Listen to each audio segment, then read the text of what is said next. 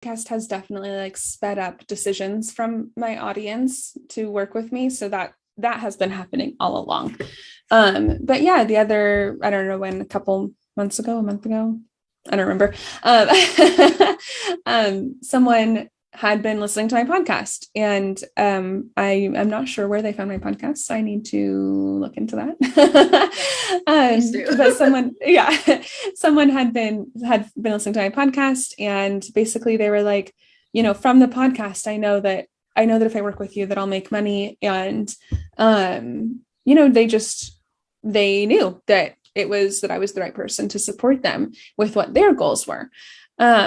And so that was really exciting, and especially like fun for me, because I haven't been directly pitching Expand or any of my programs. Not true. One season I pitched Marketing Magnified, because the whole season was about marketing. But in my like latest season, in my upcoming seasons, I'm not directly at pitching Expand, which is my core like suite of programs. I'm just kind of like what I call seeding it.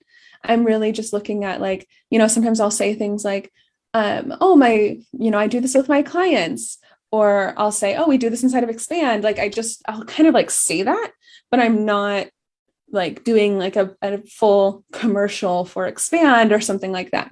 That doesn't mean that I won't do that in the future, but I just haven't been.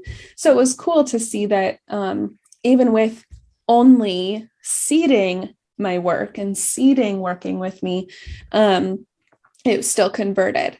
And I think that's that like nature of podcasts where people feel like they know you so well. And I used to get that with like, I frequently did live videos and that kind of thing last year. And we'll be getting into that more again. But I used to get that with the live videos where people would be like, oh, wow, like, they'd come talking to me like they knew me, which always was so strange to me. Yeah. Me. Yeah, you did that. But it's something about a podcast that just takes that a completely like deeper layer. And I think it is that you're kind of like spending someone's day with them. It's like if you and your friend were going to the grocery store together, is kind of like the energy that a podcast has. And so I think it was really cool to see how that was able to convert into the one person. And I know that it will continue to, as I continue finding new ways to like bring new people into the podcast and, have them I essentially continue using that to continue growing my audience. So, yeah. Absolutely. I mean, I just love so much of what you said back there. It's just the beauty of podcasting. It just reminded me today we have a builder doing up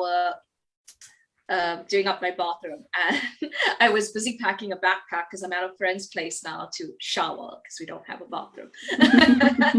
And I heard him giggling away to himself, and I came up and was like, what's happening? And he's like, oh no, I'm listening to a funny podcast.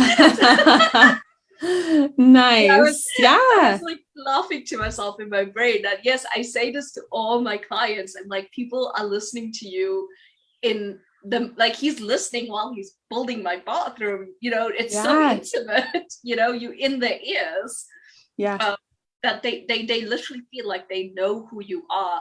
And like a plugging in a podcast is amazing, and it's very, I would say, very professional, very like upscale level. But a plugin alone wouldn't work if your content wasn't powerful enough to connect. And that is what you just proved by creating such powerful podcast episodes that show us what you do in so many ways. I love it that you're so open to ideas for the production value of like getting clients to send in sound bites and and you're so open to all these ideas. And what all these ideas do is they help to paint that picture of actually showing us what you do and how powerful your work is. Because sometimes with our work, it's not just about us and what we say, but it's also what our clients have to say about it, what their experiences were, it's also showing a shared experience of what people are going through, or what they went through, and making us all feel connected, which is so powerful on its own.